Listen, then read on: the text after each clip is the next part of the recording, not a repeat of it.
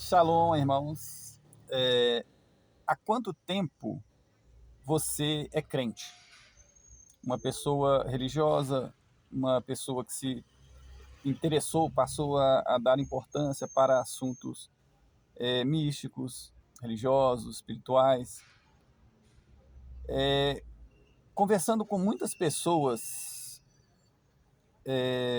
mais velhas, pessoas idosas, elas relatam que na época delas, o conhecimento da escritura, da Bíblia, ele era quase que totalmente dominado pela teologia católica, né? Então, eles relatam esse fenômeno.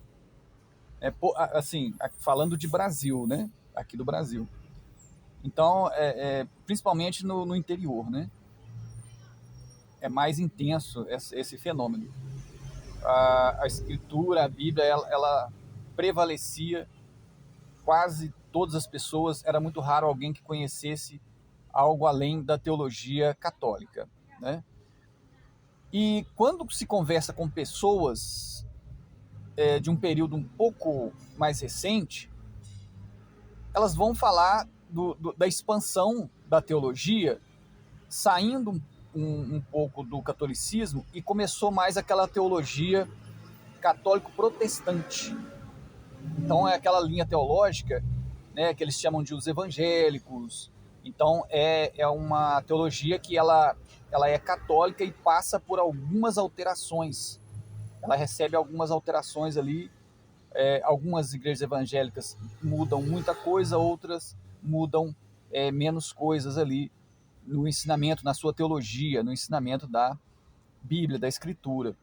E quando você conversa com pessoas jovens, recentes, a época mais recente, eles estão explicando que de uns tempos para cá está ocorrendo um fenômeno, talvez, né, podemos dizer que a internet ela ajudou essa aceleração, né? Mas esse fenômeno ele tem crescido muito, e eu imagino que não é só por causa da internet, né? Então hoje em dia você já tem uma aceleração tão grande que muita gente já sabe sobre assuntos da Bíblia que antes eram considerados uma grande barreira, né? Um grande tabu, paradigmas estabelecidos. Então hoje você percebe que a informação na área teológica aumentou muito, ao ponto de surgir já uma teologia que se tornou popular. Você começa a conversar com as pessoas, eles já têm conhecimento de novas tendências teológicas, né? Então antes você falava católico, católico, católico, a teologia predominante, aí depois já começou a falar teologia evangélica, evangélica, evangélica, e hoje já está se tornando muito conhecido a teologia que eles chamam de judaísmo messiânico, é o judaísmo messiânico, né? Então essa nova fase, o que a gente está percebendo nela? Está trazendo informações mais profundas a respeito da Bíblia que antes estavam escondidas, né? Informações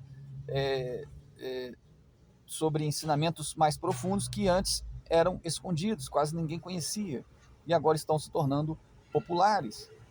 E isso está resultando no aumento de muitas pessoas que eram do povo de Yahweh, pessoas israelitas, que seguiam a religião de Yahweh, né, do povo de Israel, aceitarem o Messias que é anunciado na teologia católico-protestante, ou seja, Yahushua de Nazaré. Daí que vem essa questão de chamar de judaísmo messiânico. Por quê? Porque são pessoas que seguiam a religião da época dos apóstolos, né, aquela do povo de Israel, porém, pessoas que não aceitavam até ontem o Messias Yahushua de Nazaré, agora estão aceitando, né? Com essa evolução da teologia, né, saindo do campo da teologia dominada pela teologia católica protestante. Então ela começa a aprofundar mais na Bíblia, e aí vem aquela questão de uma teologia mais profunda nas Escrituras. E isso ocasionou muitas pessoas israelitas que antes não reconheciam Yahushua de Nazaré como sendo o Messias, hoje já estão passando a reconhecer, e isso está acontecendo rápido.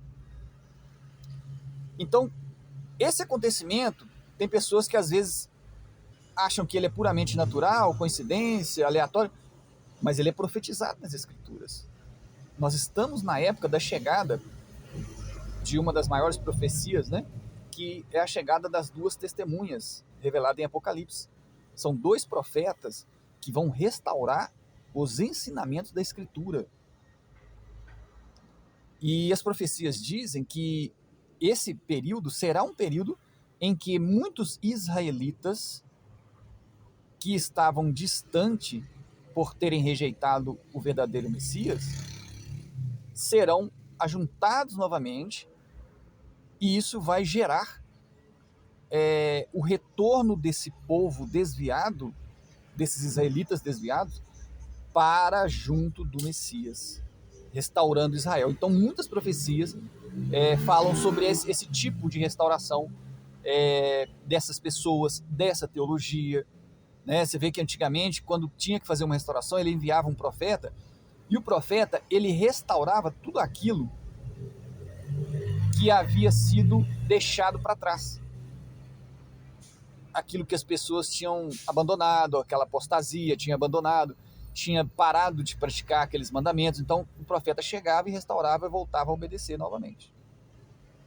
Então é profetizado, e realmente nós podemos dizer que esse fenômeno dessa teologia restaurada dentro das Escrituras está de fato acontecendo, e é algo palpável, está acontecendo à nossa volta. Pessoas estão, eu percebo que elas estão mais curiosas, elas me perguntam sobre questões bíblicas que antes eram muito raras, né? Quase ninguém conhecia, e as coisas estão aceleradas, né? Nós percebemos aí esse cumprimento dessas profecias, esse fenômeno em andamento, né? Nós vamos, na medida do possível, aí falando sobre esses acontecimentos, e a sensação que fica dentro do meio religioso moderno. Porque a teologia católica protestante, ela prevaleceu por tantos séculos, por tanto tempo, que agora já vai acontecer um processo contrário. As pessoas vão resistir a retornar ao ensino verdadeiro da teologia dos 12 apóstolos, e vai haver um grande choque, porque essas pessoas não vão aceitar essa reforma, essa restauração. Por quê? Porque vai acontecer aquele fenômeno que o apóstolo Paulo falou. Vocês são enxertados, ele falando com os gentios, né? Vocês são enxertados, e vocês têm que tomar cuidado para não ficarem orgulhosos e querer achar que vocês são o dono da verdade, o dono da árvore. Vocês foram enxertados na árvore. E por isso que ele explica, esse povo de Israel, a eles pertence os oráculos da nossa fé, da nossa religião. Foi confiado a essas pessoas o oráculo, né, da nossa religião. Então, as revelações, o entendimento, né, o ensino, a teologia, ela foi confiada a esse povo. Ou seja, eles conhecem mais da Escritura, do ensino, do que os gentios, no caso, Paulo explicando. Mas o que aconteceu foi justamente o que Paulo alertou. Os gentios cresceram em número, muito no mundo todo, né? Então ficou uma quantidade muito maior, e acabaram não querendo mais abrir mão, como se estivessem se sentindo pioneiros e detentores do ensino verdadeiro das Escrituras, né? Como se a teologia, eles fossem os pioneiros da teologia, né, do ensino das Escrituras, colocando então, estabelecendo que a teologia católica protestante então seria superior àquela que foi confiada, né, conforme disse o apóstolo Paulo, ao povo de Israel.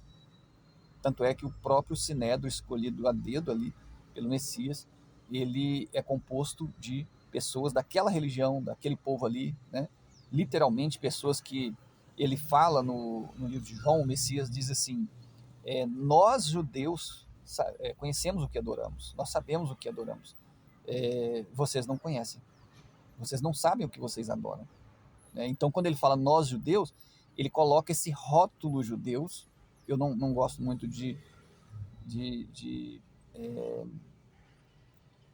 não é que eu não gosto, eu evito fazer as pessoas ficarem bitoladas em rótulo. Mas ali nesse versículo, o Messias, ele estabelece um rótulo. Ele fala nós judeus, porque é aquela religião daquela época, né? Então ele estabelece de onde vem a teologia, o ensino ali, autêntico ali das Escrituras. Shalom?